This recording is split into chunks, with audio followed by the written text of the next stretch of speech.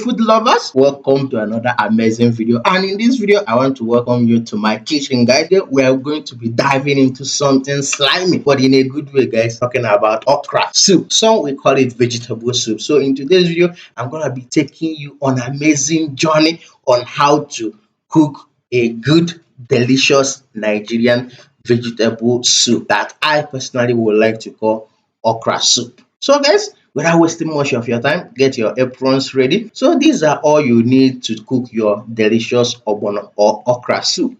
And I know a lot of people, when they talk about okra soup, a lot of people like to cook okra with ogbono seed, while a lot of people like to cook the vegetable alone. Today we are going to be cooking only the vegetable. As you can see, guys, this vegetable is looking sumptuous. And these are all the things you need to cook a good, delicious okra soup. You need the okra, and you know, guys, okra is the bomb. You need your okra, you need your onions, you need your red oil, you need your meat, guys. You can't cook any soup without your meat. You need your meat, you need your crayfish, you need your pepper.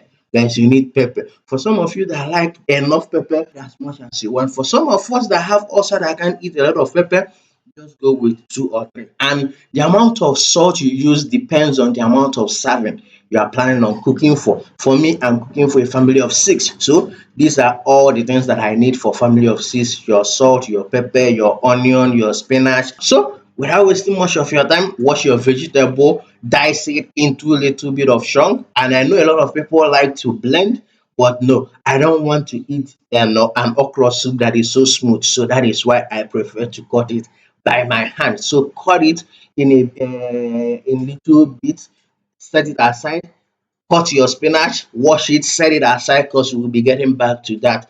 And then in a separate bowl or in a separate container, cut your onion, set it aside, wash your meat, set it aside. And when it's time to start cooking, guys, turn up the heat. I always like to cook on the highest heat, but my auntie will always say no, cook it on a medium heat. But for me, I always like to do my things fast, fast, fast, fast. So if you are the type of person that like to cook on medium heat, you can go for turn up the heat and let's cook. So in a bowl or in a pot, pour in your onions, pour in your meat. If you are cooking with assorted meat, pour it all together. But for me, I'm only going to be cooking with beef. And then let it cook, guys. Let it simmer for maybe 5 to 10 minutes. We don't want to get a well done beef. So what you have to do, once that meat is cooking, guys, blend your crayfish and your pepper together, pour it in the mixture of the meat, and let that meat absorb the flavor of the crayfish and the pepper. Let that meat absorb it for another 5 to 10 minutes. Let it cook. After it's done cooking, guys, it is time the red oil does its work.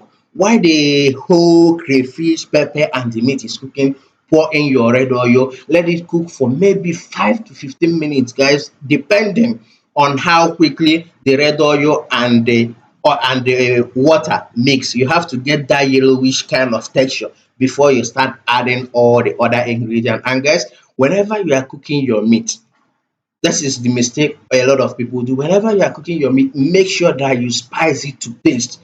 Don't just put a pinch of salt, a pinch of maggi. No, make sure that you add maggi to taste. Make sure that you add salt to taste. The reason why I'm saying this is because once you are done with all this cooking and it's time to add in your okra, and you add in your okra and you find out that the taste is not given, you can't add the salt again, because immediately you add the salt, automatically it will lose the consistency of the okra, will lose the sliminess of the okra, will be gone.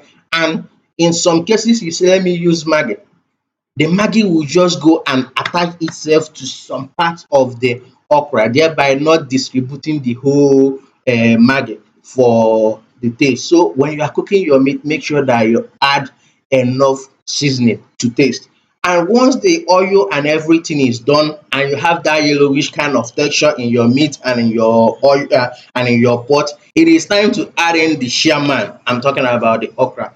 Once you add in the okra, let it cook for 5 minutes, guys. You don't want to overcook the okra, because we need the nutrition, we need the nutrient that comes with the okra. So, and nobody likes to eat a well cooked okra the first time. So let it cook for maybe 5 minutes tops. And for the reason why I say 5 minutes is because I'm cooking on a high heat. If I'm cooking on a medium heat, I'm just cooking for 10 minutes. But because I'm cooking on a high heat, I let it cook for 5 minutes tops, because I don't want that nutrients to go. It is time to then add in your vegetable, and some people prefer adding the vegetable and let the steam of the okra to cook the vegetable. They set the pot aside, but for some people they like to cook the vegetable on the fire. So let me know, are you the type that like cooking the vegetable on the fire? Are you the type that like cooking the spinach or the ugu to let the heat, the steam of the soup cook the ugu or cook the spinach? For me, I like to cook the spinach on the fire. So let it cook 2 3 minutes tops.